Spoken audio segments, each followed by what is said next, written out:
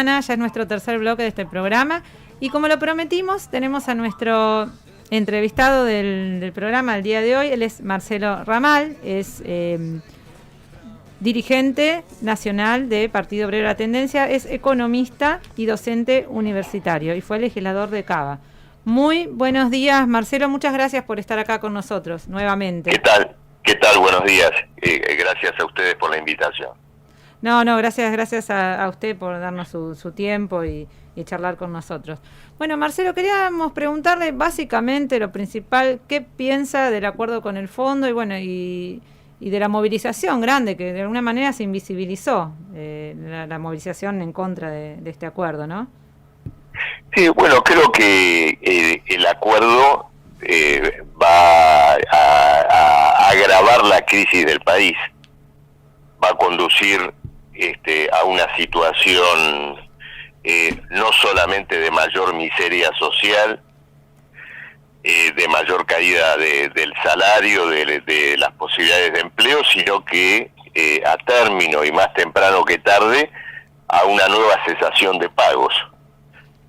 Porque cuando Argentina tenga que comenzar a devolver el préstamo que fue revalidado por el Congreso, cuando eso se sume a creencias, a los pagos que va a tener que hacer por la deuda externa privada también, con los fondos internacionales, bueno, constituye una hipoteca insostenible que va a llevar a que la Argentina tenga que volver a declarar la imposibilidad de pagar la deuda. En el medio se habrá consumado el sacrificio de muchísimos argentinos, con el agravante que va a ser un sacrificio inútil, porque simplemente va a ser un pequeño intervalo entre dos defaults.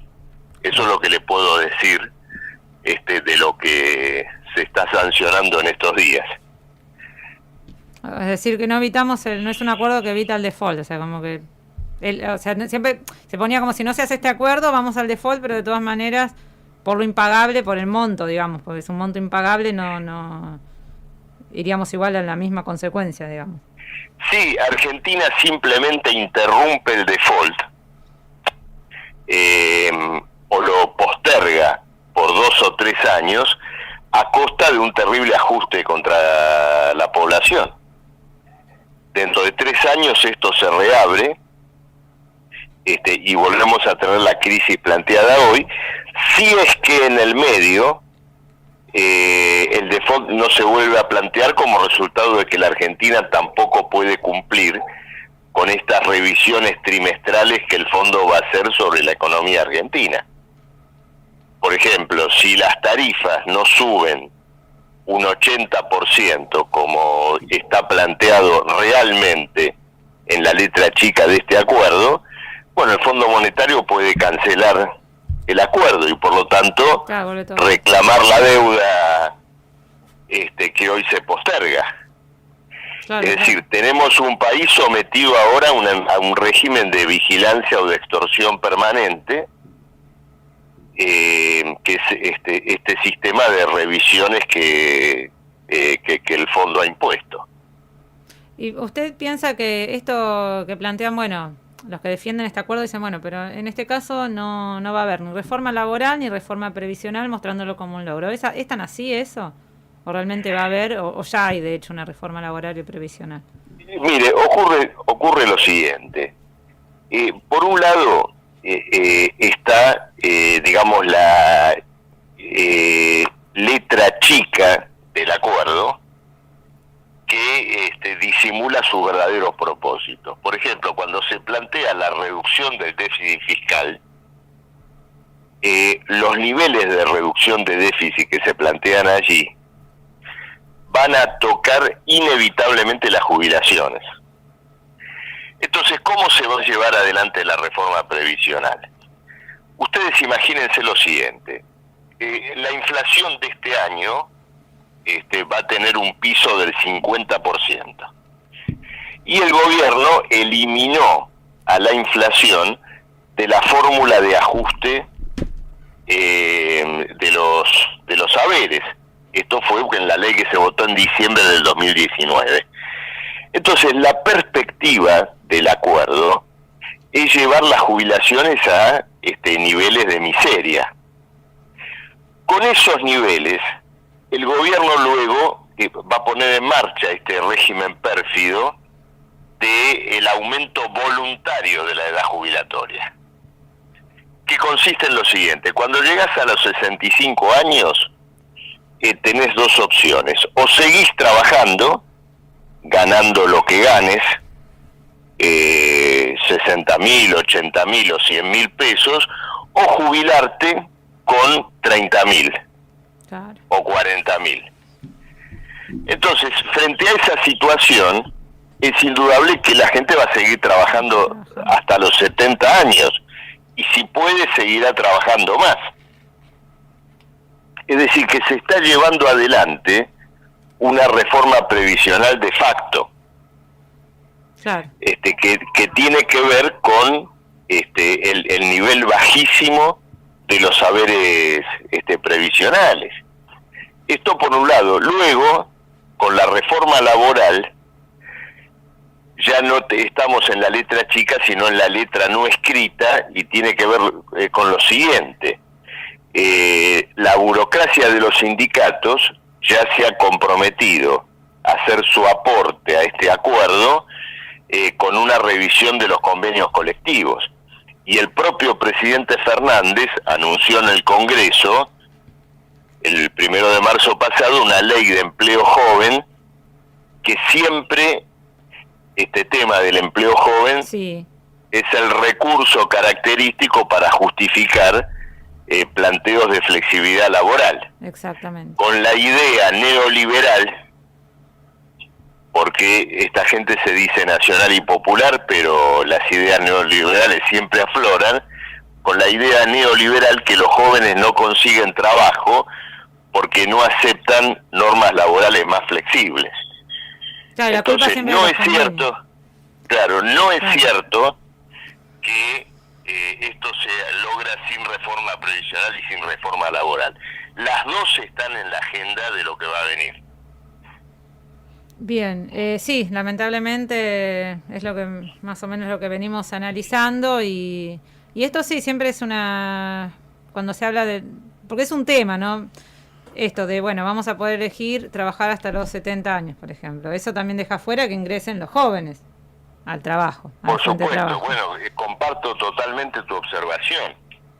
No hay mayor bloqueo al empleo joven que la extensión de la edad jubilatoria. Claro, por eso. Y esos jóvenes van a entrar a trabajar en condiciones precarias, más de lo que ya está pasando, porque ya hay una precarización importante Por supuesto. en la juventud. ¿Y qué es Por supuesto. cuál es la postura o la propuesta que tienen desde el Partido Obrero Tendencia? Bueno, ocurre lo siguiente: un repudio, un rechazo de la deuda tiene que estar asociado a un planteo político de otro alcance. Es decir, acá se plantea un problema de poder político. Si ustedes imagínense lo siguiente: las grandes empresas argentinas que sostienen a los partidos que gobiernan o han gobernado el país son ellas mismas acreedoras de la Argentina. La mitad de la deuda está en manos de ellas. Entonces, es evidente que un gobierno y un Estado que responde a estos grupos capitalistas va a manejar la cuestión de la deuda en función de sus intereses.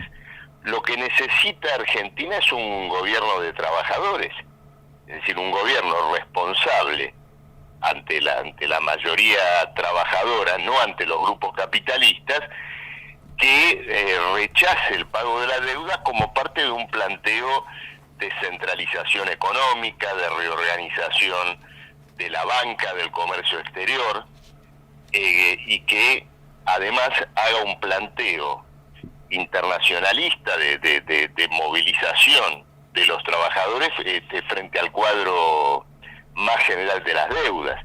No nos olvidemos además que el mundo está sacudido, Claro. está conmocionado por una guerra. Sí, eso justo le iba a preguntar. Esto altera completamente los equilibrios políticos precedentes, y crea también las posibilidades de un replanteo político-económico. Acaba de declarar el default de Rusia. Esto va a provocar una conmoción financiera internacional. En cierto modo, el acuerdo firmado con el FMI es cartón pintado a la luz de los desequilibrios económicos que están a las puertas del mundo, con combustibles que están duplicando o triplicando su precio.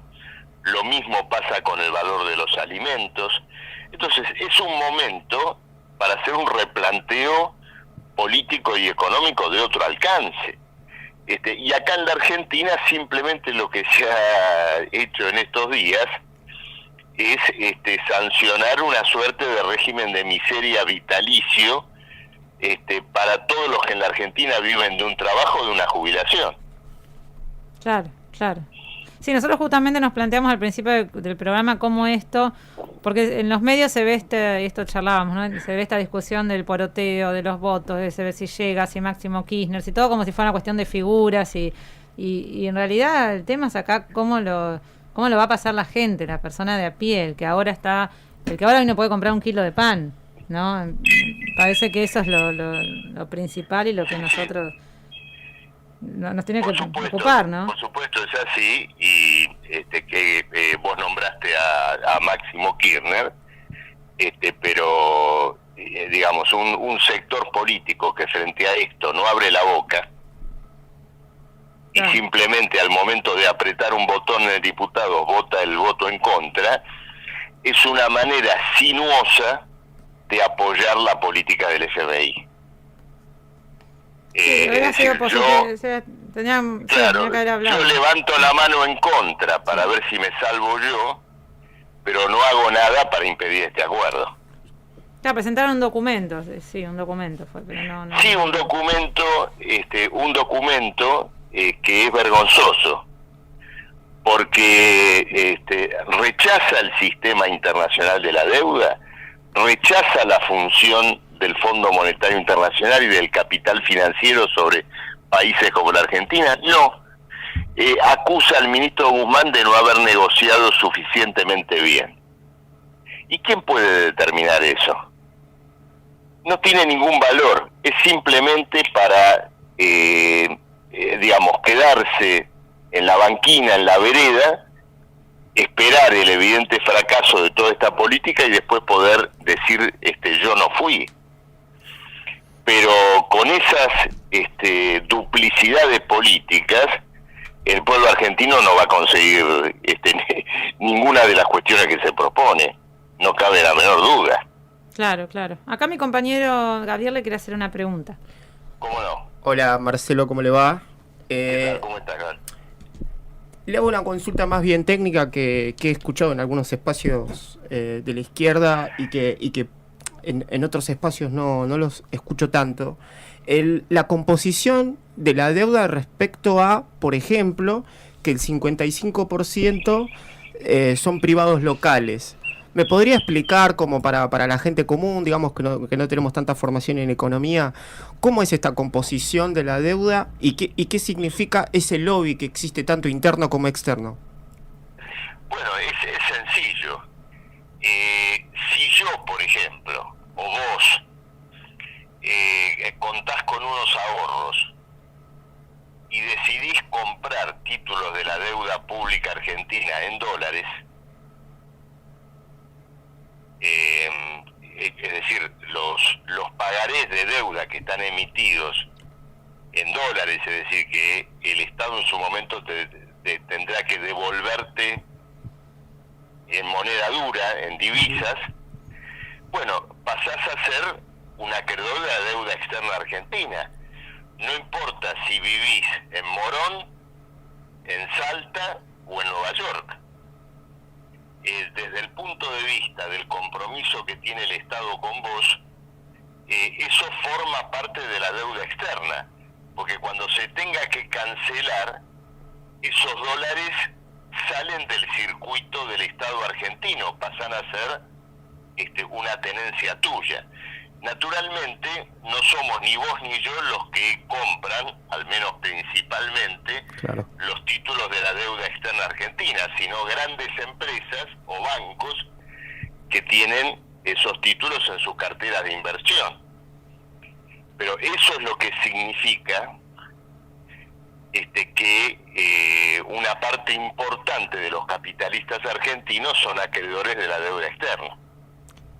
Perfecto. Entonces, cuando nosotros decimos que en 90 días podría haber un default, o sea, hay como una especie de tufillo dentro del ámbito de los que discuten la deuda en sí, no están dadas las garantías, entonces, más allá de firmar este acuerdo, que en realidad sí estoy también de acuerdo con esto de que se le da marco institucional y legalidad a los términos en los que negoció Macri.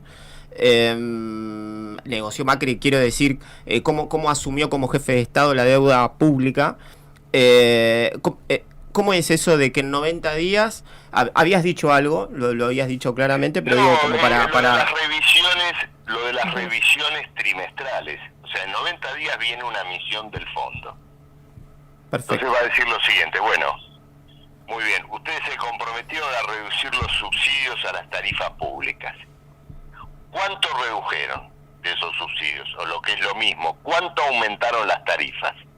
Claro. Entonces dice, bueno, aumentamos tanto, seguramente si hay un incumplimiento habrá una especie de decir, bueno, por una vez vaya y pase, ¿no? Lo que se llama una dispensa, un perdón. En una próxima oportunidad puede ocurrir que eso no funcione. Después, todo esto va a funcionar a través de las extorsiones conocidas. Para que ustedes se imaginen lo siguiente: cuando venga la misión del fondo y diga que Argentina no cumplió con los objetivos, Claro. aunque no declare el default de la Argentina, al otro día va a subir el dólar paralelo. Los bonos de la deuda pública argentina van a caer de valor. La tasa, el riesgo país va a subir. Es decir, vas a tener una economía bajo un régimen de extorsión permanente. Te hago una consulta más. Sí. Hay una frase hace poco, justo me diste el pie. Álvarez Agis había dicho que si no se acuerda con el fondo, van a aumentar los precios de los fideos.